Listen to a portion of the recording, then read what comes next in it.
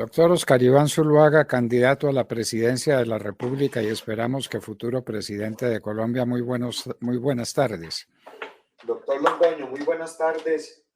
Me complace mucho saludarlo.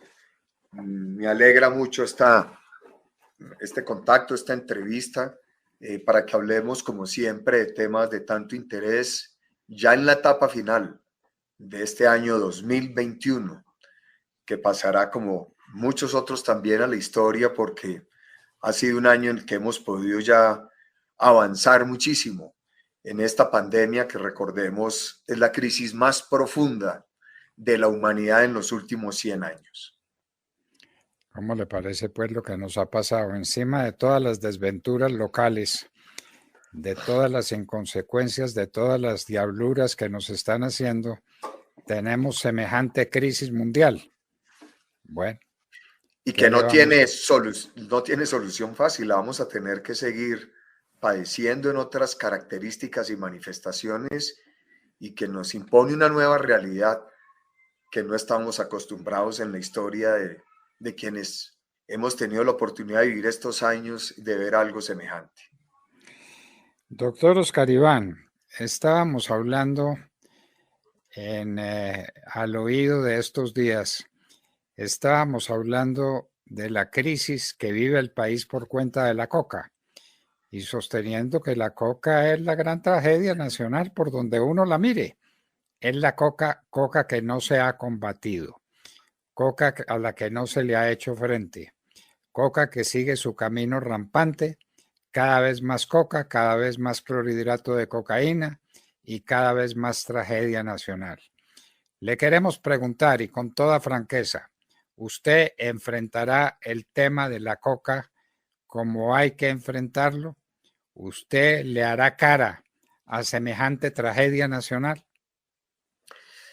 Doctor Londoño, por supuesto que este es un tema dramático para el país. Usted siempre a lo largo de sus años y de su vida nos ha trazado ese mensaje. El país está inundado de coca por cuenta del acuerdo de impunidad de las FARC y como el gran legado del gobierno Santos.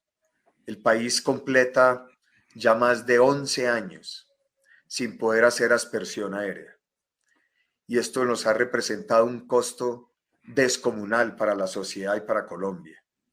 Pero con un agravante adicional, doctor Londoño, y es lo que significa la dictadura de Venezuela, que se ha transformado en un estado mafioso. Hoy, el 50% de la cocaína de Colombia que se produce sale por Venezuela, con la complacencia del régimen de Venezuela que, gracias a todo esto, como lo decía, se ha convertido en un estado mafioso y que hoy constituye la principal amenaza a la seguridad de Colombia. Porque cuando uno mira lo que está ocurriendo, encuentra factores tan graves como este. 2.500 disidentes de las FARC y del ELN viviendo en Venezuela y controlando el negocio del narcotráfico. 4 carteles mexicanos que hoy tienen control territorial en Venezuela. Y que obviamente todo se exporta en términos de amenaza y de violencia a Colombia. Miremos hoy nuevamente en el aeropuerto de Cúcuta. Tuvieron que cerrar el aeropuerto, artefactos explosivos, y eso le costó la muerte a 3 policías al momento de ver lo que contenía un maletín en el día de hoy, que no es nada distinto a la presencia de las FARC. Le doy este dato. Estuve hace 20 días en Cúcuta. Hoy hay 41.000 hectáreas de cultivos de coca en el norte de Santander. Y lo que es más dramático, de esos 41.000 hectáreas, doctor Londoño, 5.000 están en el municipio de Sardinata, que jamás había tenido cultivos ilícitos. Y están a 2 horas por tierra de Cúcuta. Qué desafío tan grande, y mientras no podamos avanzar con la fumigación y la aspersión aérea, será imposible poder enfrentar lo que significa el poder del narcotráfico en la financiación de las estructuras criminales. Y que hoy para Colombia, perdóneme, termino ahí, Demar, se traduce en la siguiente cifra. Hoy en Colombia hay nuevamente 14.000 hombres armados al margen de la ley entre disidencias de las FARC, el ELN y otros grupos terroristas. 14.000. O sea, es como si hubiéramos retrocedido al día cero en esta lucha contra el narcotráfico y la delincuencia y las organizaciones criminales.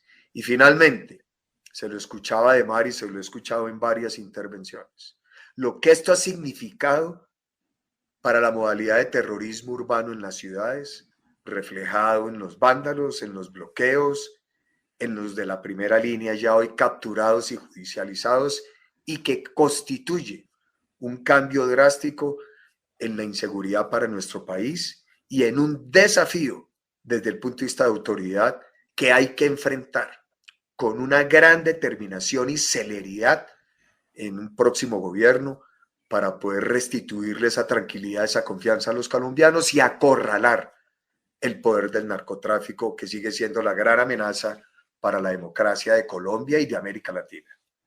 Doctor Oscar Iván, con el doctor Fernando en la hora de la verdad, nosotros siempre estuvimos muy atentos de cada audiencia, de cada paso de lo que ocurría en la Corte Constitucional respecto de esas 6 elementos que pusieron ellos como condición para poder reanudar la fumigación aérea, donde nos llama la atención poderosamente temas como, por ejemplo, la consulta. Si le tiene que hacer consulta a las comunidades donde hay cultivos de coca para poder efectuar la fumigación, lo que nos parece una cosa además absurda, pero además obvia, porque nadie va a querer que le eliminen el negocio. Si usted le pregunta a los que la cultivan, porque viven de ello, además de eso, o porque los obligan, como ocurre en muchas partes de Colombia, donde la FARC hace presencia o el narcotráfico hace presencia y dice, usted me cultiva aquí tantas hectáreas de coca, o se atiene a las consecuencias, o se va de la región. Claro. Entonces termina la gente pues obligada a cultivar coca para los mafiosos de las FARC o del ELN, los puntilleros, los pelusos. Pero entonces decíamos cómo la Corte Constitucional, entre otras cosas, argumentando la salud, problemas de salud pública por el uso de glifosato. En Colombia no hay un estudio que indique que haya habido personas fallecidas por uso de herbicida de glifosato. Sí han utilizado estudios internacionales, un caso en Estados Unidos, otro en el Brasil, pero hemos visto cómo la Unión Europea, cómo el Brasil ha dicho que el glifosato se puede utilizar, no es la cosa horrorosa que están pintando en Colombia. Ahora el problema es un gobierno, su gobierno, ¿cómo va a ser para luchar contra esas condiciones que impone la Corte Constitucional? Que uno diría, hombre, el Ejecutivo no debiera estar dialogando de estos temas con la Corte Constitucional porque esto es un asunto de máxima seguridad nacional y le compete al Ejecutivo. Así es, Demar, pero incluso le voy a decir lo siguiente. Creo que aún con las exigencias que pone la Corte Constitucional, hay muchas áreas que pueden ser erradicadas con aspersión, con fumigación aérea. Y yo creo que lo que hay que tener es una decisión política, porque es que lo que hay que decirle al país es que nosotros no podemos dar ese pobre espectáculo de que sean nuestros soldados y policías con un machete tumbando hojas de coca. Yo creo que esa no es la función de nuestro ejército ni de nuestra policía, por Dios. ¿Cómo los vamos a llevar de esa manera? Este es un problema demasiado delicado. Creo que lo que hay que lograr, y ahí hay que hacer un gran esfuerzo, como le corresponde a un gobierno, de buscar cómo demostrar el interés nacional y la amenaza a la seguridad que está significando esto. Es que el tema de Venezuela es de una gravedad extrema. Es que Venezuela ya no es ni siquiera una dictadura, y perdónenme que lo reitere tanto, sino un estado mafioso. Y es el país que tiene el límite, 2.500 kilómetros con Colombia. Y a quien puede amenazar y afectar, como lo estamos viendo, es a nuestro país y a la sociedad. Ahí tiene que haber una conciencia de país. Aquí lo que hay que proteger es la vida de los colombianos. Aquí hay que proteger la integridad de los ciudadanos y sus bienes. Y por eso yo creo que tiene que haber una decisión y un liderazgo político muy fuerte del gobierno. Y otro tema. Colombia tiene que ser muy exigente con Estados Unidos. Colombia tiene que ser muy exigente para que Estados Unidos colabore con Colombia de manera decidida y abierta en lo que es enfrentar este tema, sobre todo en la parte fronteriza. La destrucción de laboratorios, el tema de corte de cadena de suministro, la interdicción aérea, el poder determinar esas rutas, el tema de la confiscación y la extinción de los bienes, de los recursos, el seguimiento de todos estos dineros. Esto es una lucha que tiene que venir acompañada de la comunidad internacional, pero fundamentalmente de los Estados Unidos. Y Colombia en eso tiene que ser, pues, digamos, muy exigente y muy categórico, porque al final este es un problema para el mundo entero, pero para los Estados Unidos, que obviamente es el receptor fundamental de toda esta cocaína que desde Venezuela hoy inunda las calles de los diferentes estados americanos. Una política muy exigente que requiere acciones integrales como las que hemos mezclado. Por supuesto que tiene que haber una política de sustitución de cultivos igual.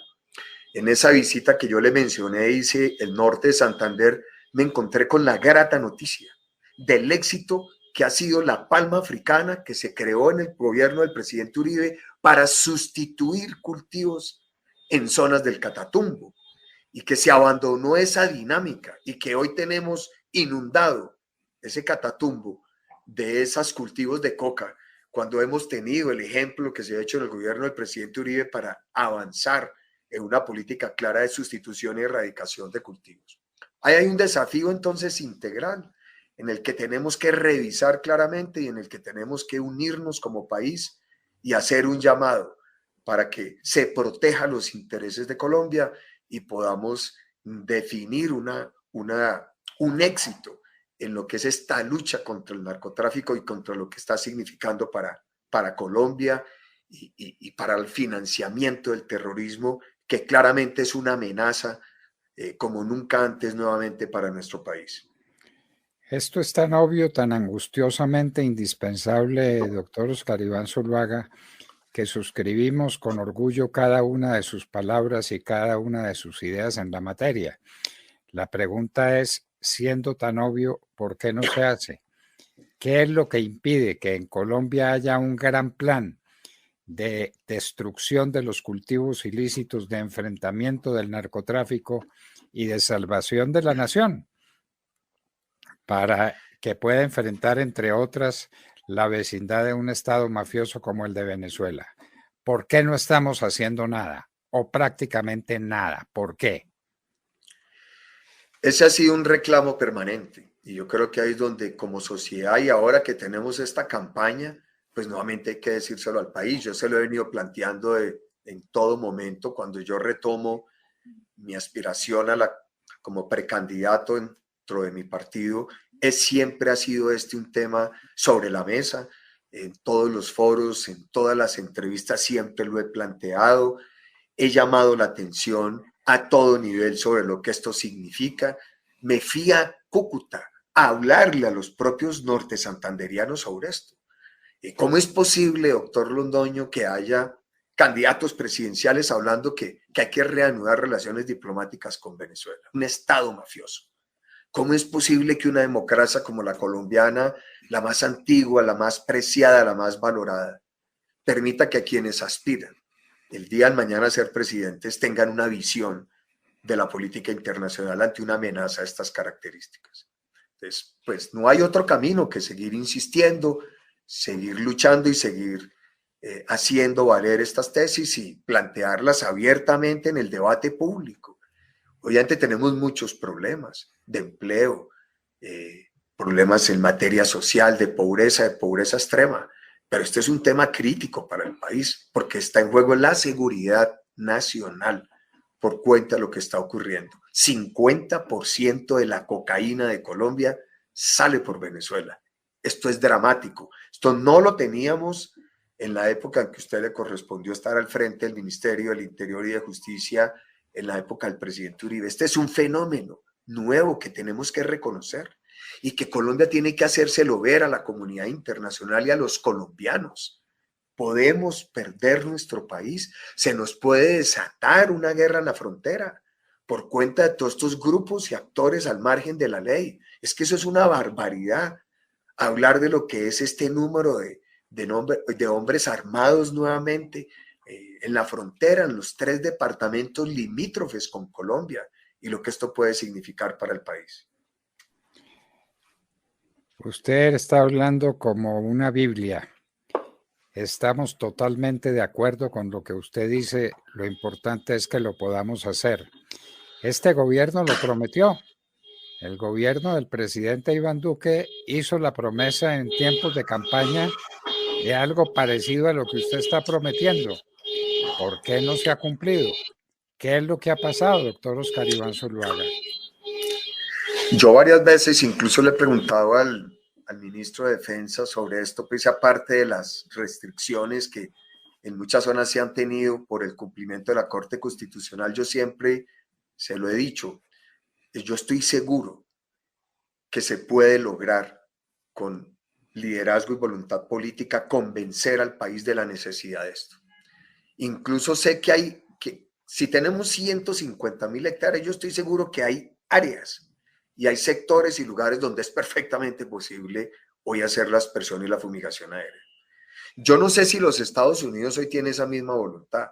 Esa es una pregunta que yo me hago, porque hace unos meses entendía que el gobierno de los Estados Unidos no miraba con buenos ojos la aspersión aérea. Pero ahí es donde Colombia tiene que hacer valer sus intereses, su voz ante la comunidad internacional. Porque es que Colombia es el aliado estratégico de los Estados Unidos y Estados Unidos está comprometiendo también la seguridad y la democracia de este continente y de esta región.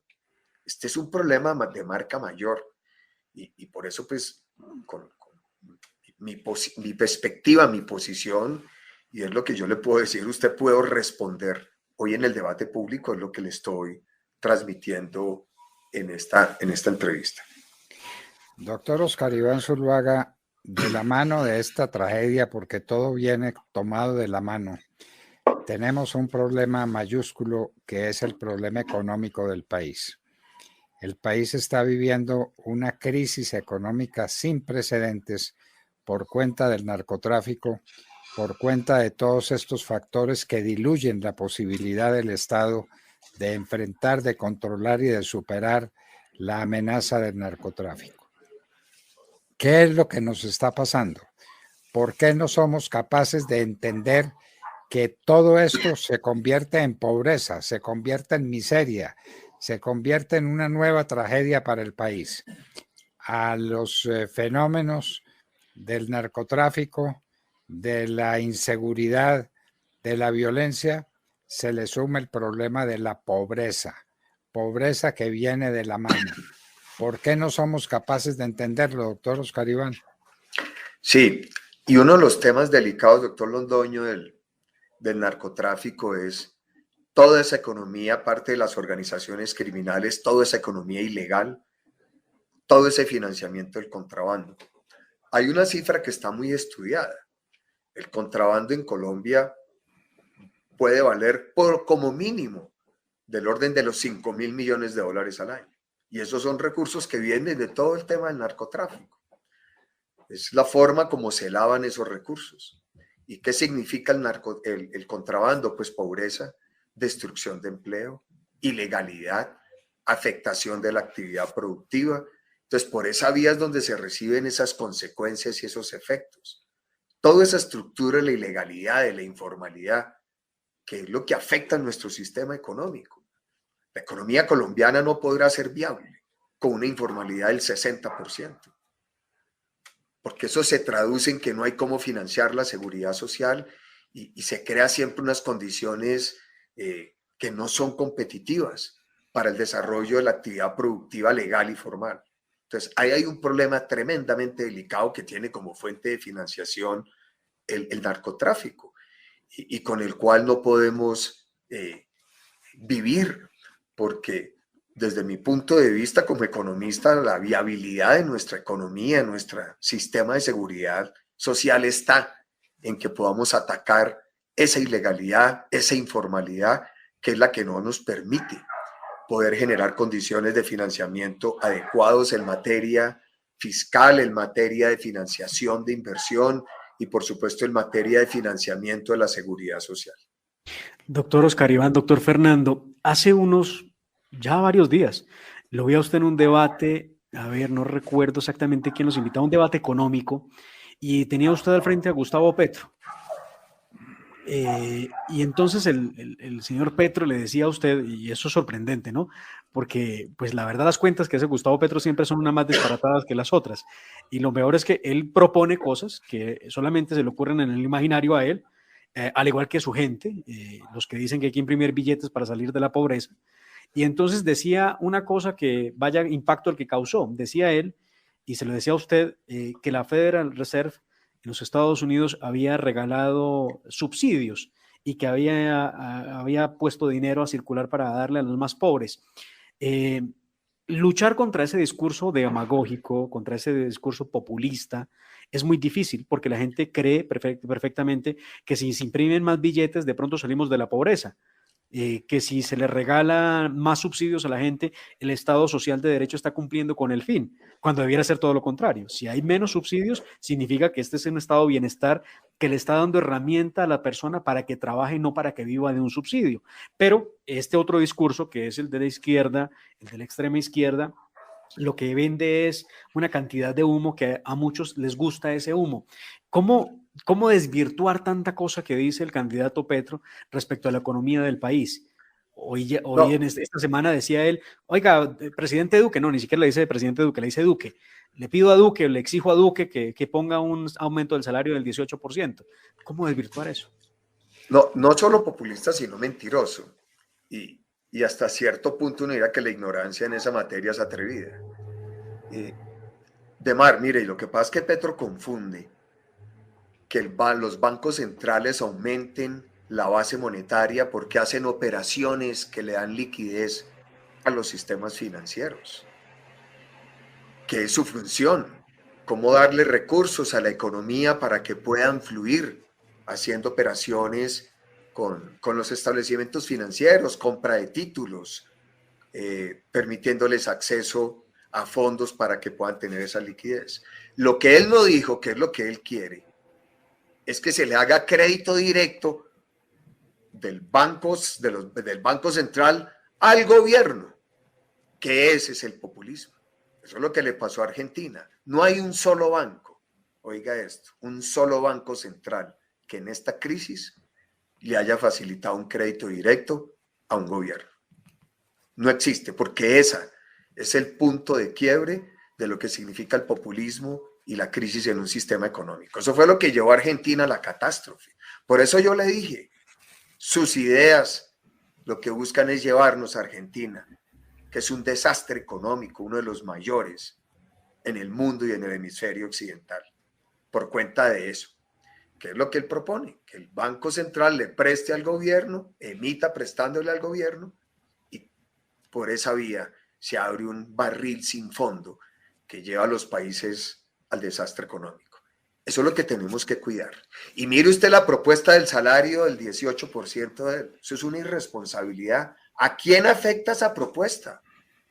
A la destrucción, destruye empleo formal y afecta es porque expulsa a los trabajadores a la informalidad, los precariza, les disminuye sus ingresos. Mire la gran contradicción de lo que es el populismo. Aparentemente ilusionar que van a ganar más plata y terminan destruyendo empleo, destruyendo empresas y expulsando a los trabajadores a la informalidad, a disminuir sus remuneraciones, sus ingresos, y por eso había aumentar la pobreza. Eso es lo que hay que condenar. En cambio, mire usted lo que significa. Yo le propuse la semana pasada al presidente, ¿por qué no hace un acuerdo del salario mínimo sobre una base del 10%? Y se logró. Y mire que fue un consenso pleno entre trabajadores y empresarios, lo que muestra que la iniciativa privada, con responsabilidad social, con consenso, es el camino para construir una sociedad, para mejorar los ingresos y el nivel de bienestar. Ahí está el claro contraste, que en Colombia tenemos que anticipar mirando las elecciones del año entrante, abrir el ojo de lo que puede significar el desastre del populismo y el socialismo para el emprendimiento, para la creación de empleo, para la empresa privada. Ese claro ejemplo se ve en esas propuestas que usted menciona de Petro. Esa propuesta del 10% de aumento en el salario mínimo no es el comienzo de esa fórmula de populismo. Se lo preguntamos con todo respeto, pero con toda sinceridad. ¿No estamos al comienzo de un proceso parecido al que usted describe? Yo diría que no por lo siguiente y le sustento. Yo creo que inicialmente el salario mínimo, el punto mínimo de buscar un acuerdo era el 8%. ¿Y cuál es mi reflexión, doctor Londoño? Este año estamos teniendo, en términos de crecimiento, uno de los años más altos de los últimos 50 años. Colombia, yo no recuerdo una cifra del 10%, que no se puede decir que no hay un efecto frente a lo que había ocurrido el año pasado, pero que en general incluso en los balances y en los factores de las empresas supera los resultados del 2019. Y ante un año que es considerado excepcional por muchos sectores productivos, me parece que es bueno dar un mensaje de compartir unos puntos con los trabajadores de manera responsable, demostrando que cuando hay circunstancias económicas que en un momento dado son favorables después de una crisis como la que vivimos, después de tanto sacrificio y esfuerzo de millones de trabajadores que perdieron sus puestos de trabajo, me parece que es un buen mensaje de solidaridad y de justicia. Y es responsable. Tan es responsable que lo aceptó FENALCO y lo aceptó la ANDI y la mayoría de los gremios productivos. Luego no creo que ese sea un mensaje populista, sino un mensaje de responsabilidad, entendiendo un momento muy favorable que corresponde a la economía colombiana. La economía colombiana hoy, doctor Londoño, es la de segundo mejor desempeño recién una publicación que tuve la oportunidad de conocer la semana pasada.